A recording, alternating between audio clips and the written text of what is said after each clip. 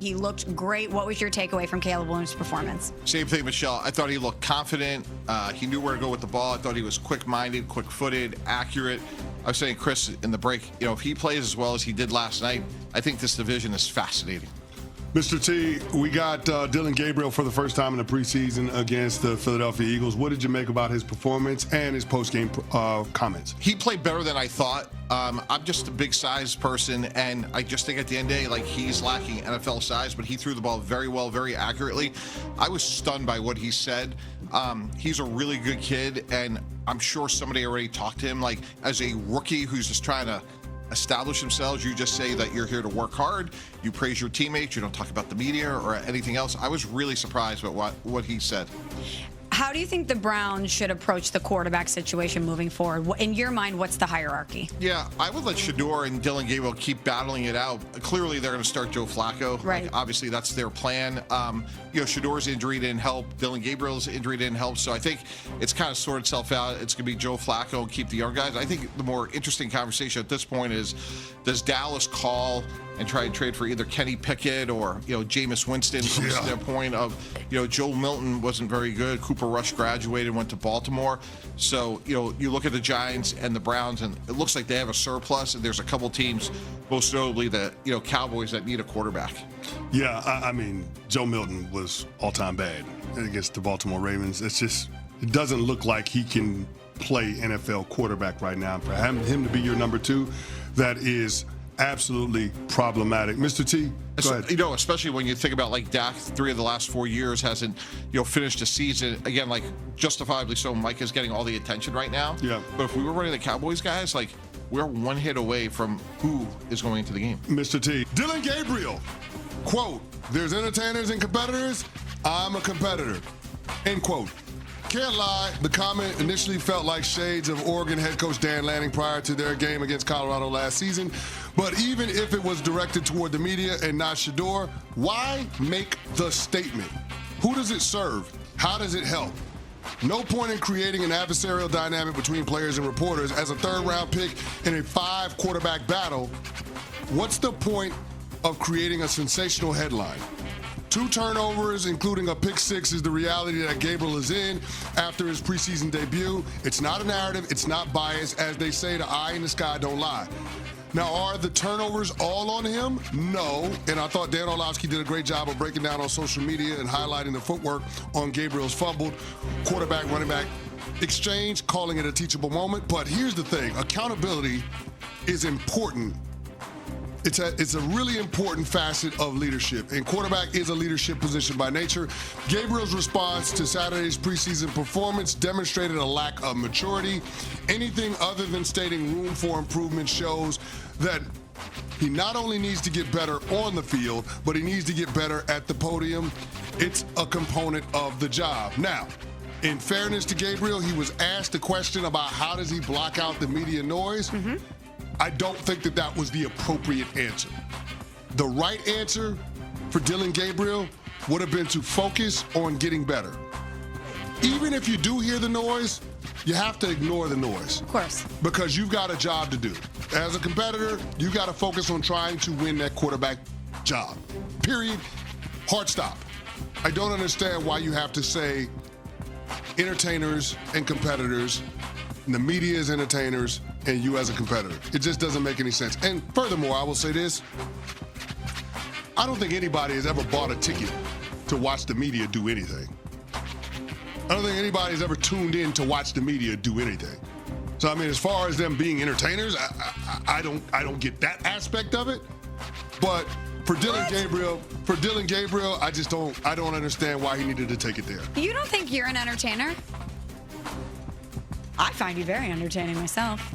You find me entertaining? Yeah, you say the media. We're not entertainers. You don't think that people tune in every day to hear what you have to say and that part of that isn't entertainment? I believe that what we do is entertainment. I don't know that what the beat writers do is entertainment.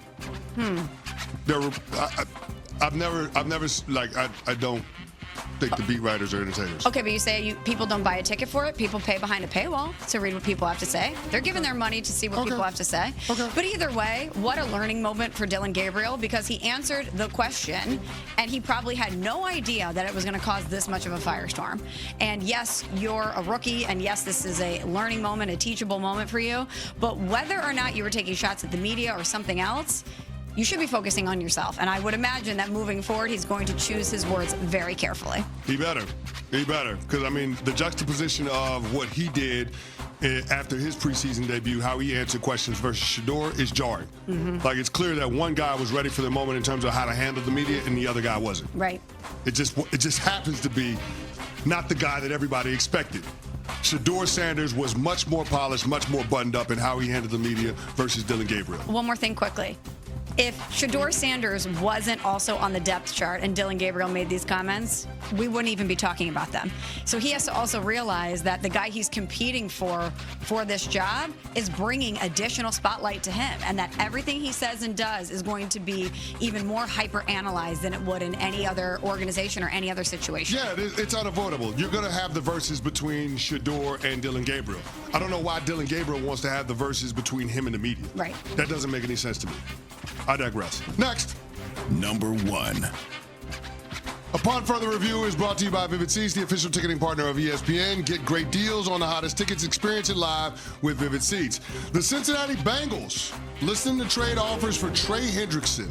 NFL media is reporting that Cincy is fielding calls for the reigning NFL sack champ after recent contract negotiations broke down. Earlier in the offseason, the Bengals gave Hendrickson permission to seek out a trade this offseason, but no deal came together. The 30-year-old first-team All-Pro skipped the team's offseason program in the first few days of training camp before reporting.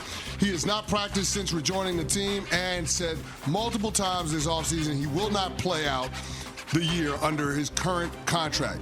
There's speculation that the Panthers, the Browns, and the Colts are amongst the teams most interested in trading for Hendrickson. Not sure why the Commanders and Patriots aren't on that list. Also not sure why the Bengals didn't move Trey Hendrickson this offseason. If, in fact, they do end up trading him, this will be one of the worst roster-building gaffes we've seen in recent memory.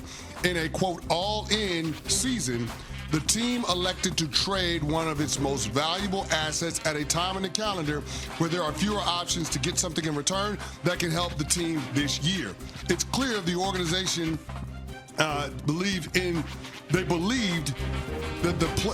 did not believe in the player's resolve to hold his ground on a contract demand. Looks like the Bengals were wrong, and that mistake could result in another lost season for Joe Burrow. They have bungled this so badly. Yeah. KYP, know your personnel. You should have known how serious he was about this. And if you didn't want to pay him, you should have done something about this earlier, as you just outlined, CC. Knowing that you're in win-now mode with Joe Burrow, knowing that you not only paid him, but you paid T. Higgins, you paid Jamar Chase, and that this window you have with this franchise quarterback is very finite, why did you take this approach with Trey Hendrickson? I cannot understand it for the life of me. Yeah, it doesn't make any sense to me either. They missed with this one. And here's the thing. I get that sometimes franchises will try to hold players' feet to the fire because they don't believe that the player is willing to miss out on opportunities to play football for money. After all, this is what most of these guys have done their entire lives. Since they were 6 or 7 years old, all they've done is play football. So if you get them in the building this time of year and they're not playing football from a contract because of a contract, you're hoping that once they get around their teammates in a competitive environment, that instinct will take over and they'll get on the field, aka acquiescing to whatever contractual structure the organization is most comfortable with. It's clear that that's not going to happen with Trey Hendrickson. And so that was obviously a miscalculation from the Cincinnati Bengals perspective, and it could cost them dearly this season. Well, what should the Bengals and Trey Hendrickson do next?